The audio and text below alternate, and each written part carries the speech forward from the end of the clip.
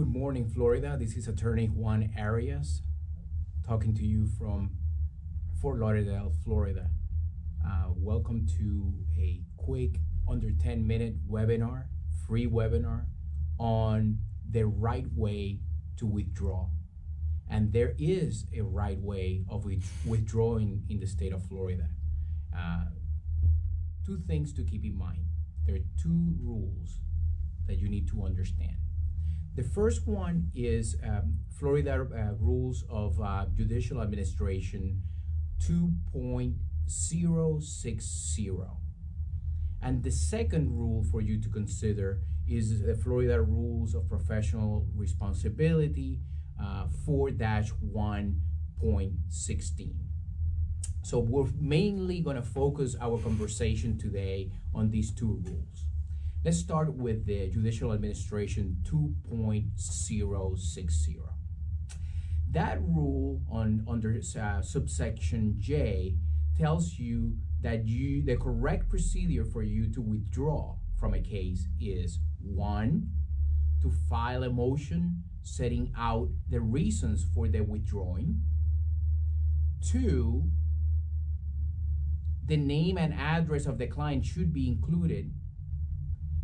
3, must be set for a hearing.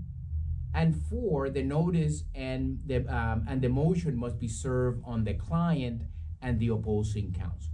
So those are the requirements under Florida Rules of Judicial Administration 2.060. Now, a good tip for you to keep in mind as a matter of practice is to always include the client and the opposing counsel in the certificate of service. That way, it's right there, it goes to them, and it fulfills the requirement of the administrative rule. Now we move to the Florida Bar, and the rule in particular is 4-1.16, subsection A and subsection B. Let's start with subsection A. Subsection A sets out several situations where withdrawal from representation is mandatory. That means that you must withdraw when you have one of these 4 things. 1, when the client discharges you. You gotta get out. You cannot continue representation. 2, when you're too sick to continue. You must withdraw. 3, when the client commits or insists in criminal or fraudulent behavior. So every time you're confronted with a situation like this, you need to weigh the importance of you remaining out of trouble. And if you have a client that is conducting himself or herself in a criminal or fraudulent way, in depositions or you can think of many ways when a client may have crossed a line. It's mandatory. And I help a lot of my consulting attorney clients call me with situations like this all the time. It happens very commonly. And 4th and last, where withdrawal is mandatory under the Florida Bar rules, is when continued representation of that client will result in the violation of a Florida Bar rule. Clearly, you gotta withdraw. So those are the 4 mandatory reasons for you to withdraw under 4-1.16A. Now we move to B. B is the permissive rule. And what it says is that you may withdraw if you have any of these situations. The first one is always a consideration when withdrawal can be accomplished without material adverse effect on the interest of the client. So sometimes I get calls from attorney clients asking, hey, I'm going to withdraw, but the statute of limitations passes in 5 days. You need to know where, at what point in the litigation or at what point in the case you're withdrawing, because you may be violating this rule that requires that you do not materially affect a case. So with your withdrawal when it's permissive. So many things to consider in situations like that.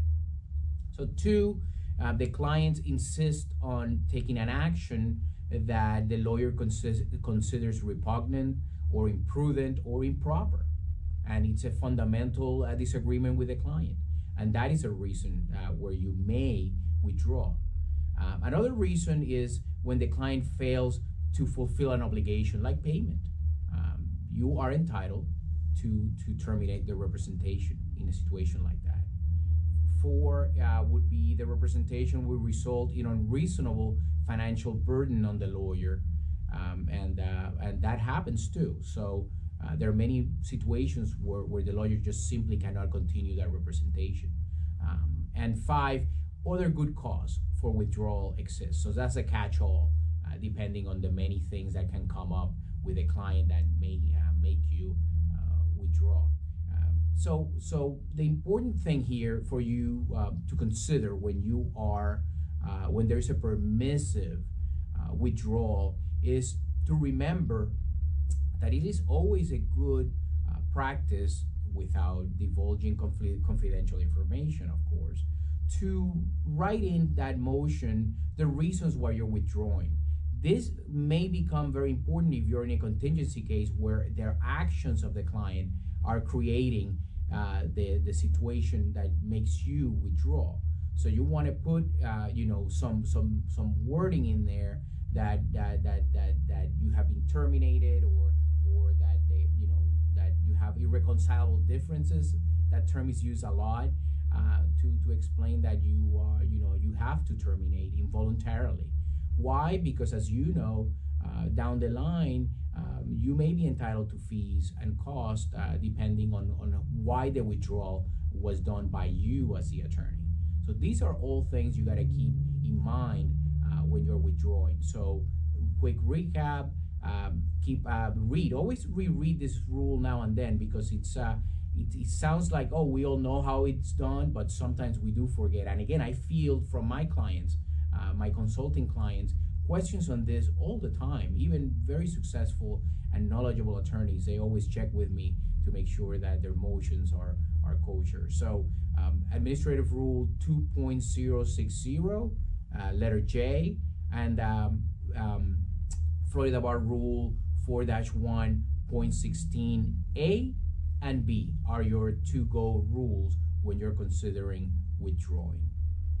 Thanks again for your time. Again, under 10 minutes, we just covered a lot of information. As you know, I represent attorneys on bar matters, complaints.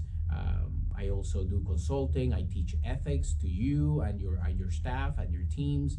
And I also represent law students or applicants to the Florida Bar before the Florida Board of Bar Examiners, nurses, physicians, psychologists, anything that deals with boards.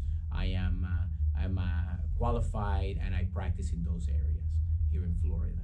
Thank you again. Be safe and see you soon. Bye-bye.